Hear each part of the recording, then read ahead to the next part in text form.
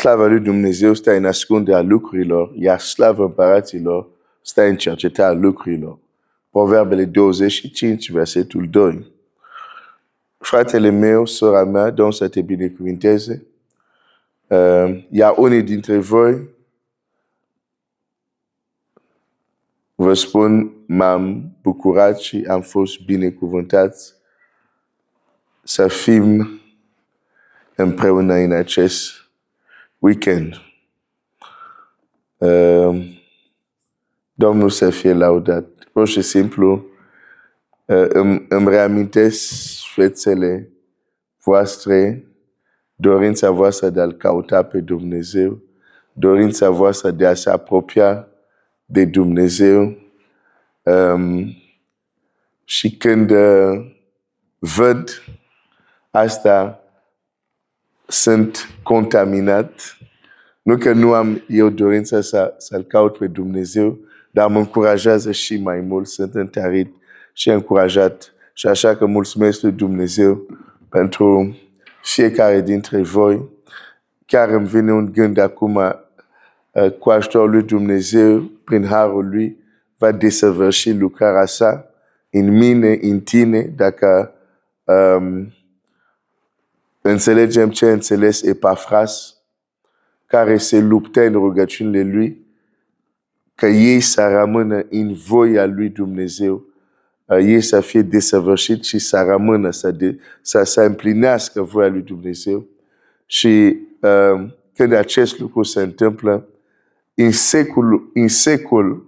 secolul care va veni, știind că Dumnezeul nostru nu face nimic la întâmplare, știm că Dumnezeul nostru este extraordinar de, de înțelept, sunt sigur că legăturile, experiențele care le avem aici, unii cu alții, vor avea, un impact veșnic, în sensul că veșnicia va ține cont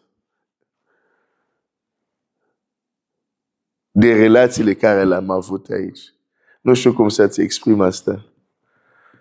Când Dumnezeu te duce într-un loc ca să-L cauți împreună cu alți oameni, sau te duce într-o comunitate unde să crești, dezvoltă anumite relații, cunoști anumite persoane.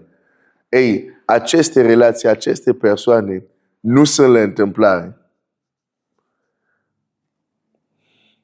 Vor avea un sens și mai clar în veacul care vine. Așa că mă bucur de fiecare dintre voi. Acum, vorbim despre un subiect care pentru mine e un subiect major, primordial, pentru că, la fel cum vezi pe plan mondial, chiar cu ce se întâmplă acum, da? Cel care are putere dictează legile lui. Cel care are putere dictează termenii lui.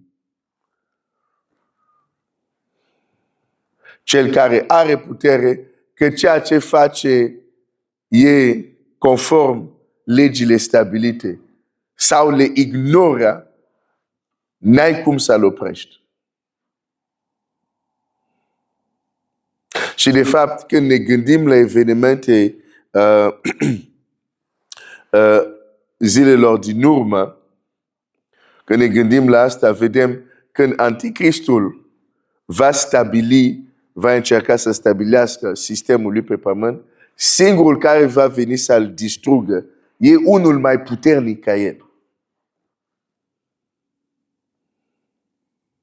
Deci, nu trebuie să te lași înșelat cu astfel de învățături care spun nu, puterea nu este importantă, important, nu știu, e doar să fii mântuit, asta nu este important și așa mai departe.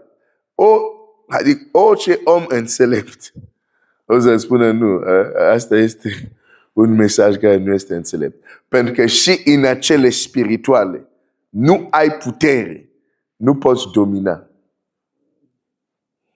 Nu poți exersa autoritate.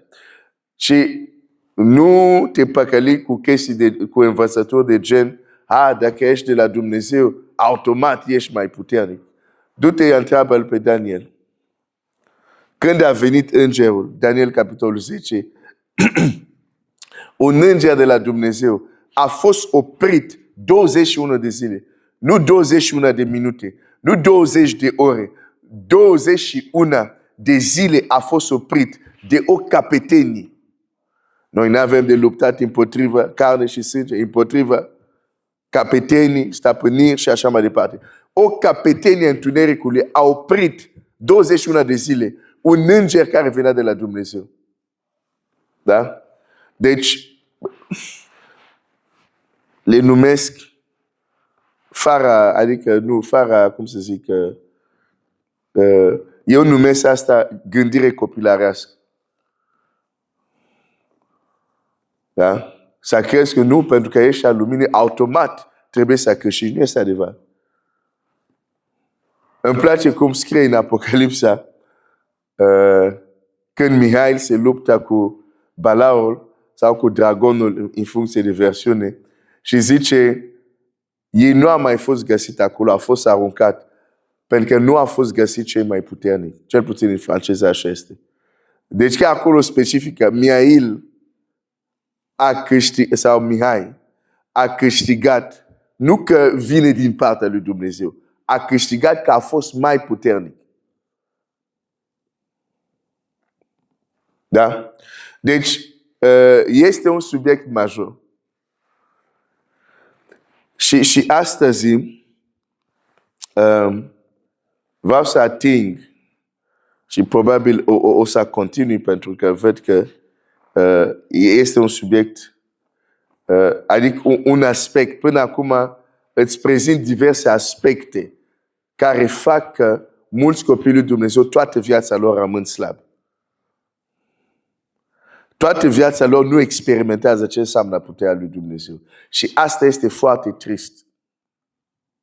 Și unul din motiv, sunt mai multe aspecte, dar azi vreau să introduc, să-ți arăt un aspect care are de a face cu a crede o minciună care o vedem din grădina Edenei. A crede minciună care o vedem în grădina Edenei. Dar care minciună? Hai să mă uit.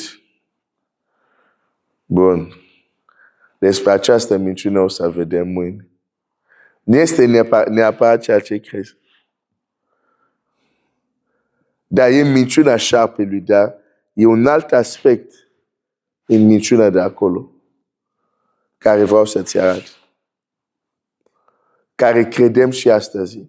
Care a făcut o minciună care cei care au înțeles-o. Mulți oameni au devenit bogați. Au devenit influenți. Vânzând exact același gogoaș. Exact același minciună. Care este această minciună? Mâine o să iau timp să-ți explic. Astăzi am vrut doar să-ți reamintesc că oricine zice că puterea nu este importantă, este puncte. Nu știu cum să-l califici. Bine, îmi vin în cap, dar prefer să zic puncte. Tu care ești probabil mai bogat în vocabular în limba română, să alegi tu un cuvânt mai potrivit. Închei cu acest gând. Dacă Domnul Iisus considera că e important ca ucenicii lui să aibă doar învățătură, l-a dat învățătura din plin. Dar l-a și zis, iată v-am dat, în Luca l-a și zis, iată v-am dat putere, Luca 11, s-a calcat peste scorpion și peste toată puterea vrăjmașului. Deci arată foarte clar Domnul Iisus că sunteți ai mei, ucenicii mei, dar dacă nu vă dau o putere cu care s-a calcat, nu veți calca. Pentru că în lumea aceasta, în nivelul acesta, cel care este mai puternic câștigă. Cel care este mai puternic câștigă. Dacă Domnul Iisus nu a disprețuit putere la ucenicii săi, nu vorbesc de putere în viața lui, nu a disprețuit putere în viața ucenicilor săi. Asta este Iisus Hristos. Ca să nu mai vorbesc de faptul apostolilor, unde le zice, nu vă departați până o să fiți îmbrăcat cu puterea de sus. Și voi veți primi o putere, Duhul Sfânt coborându-se peste voi, așteptați, nu vă departați de Ierusalim.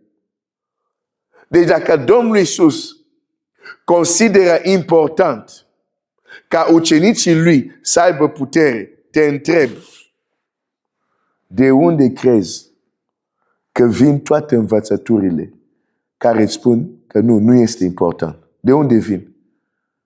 Că de la Iisus n-ar cum să vin. De la Duhul Sfânt n-au cum să vin.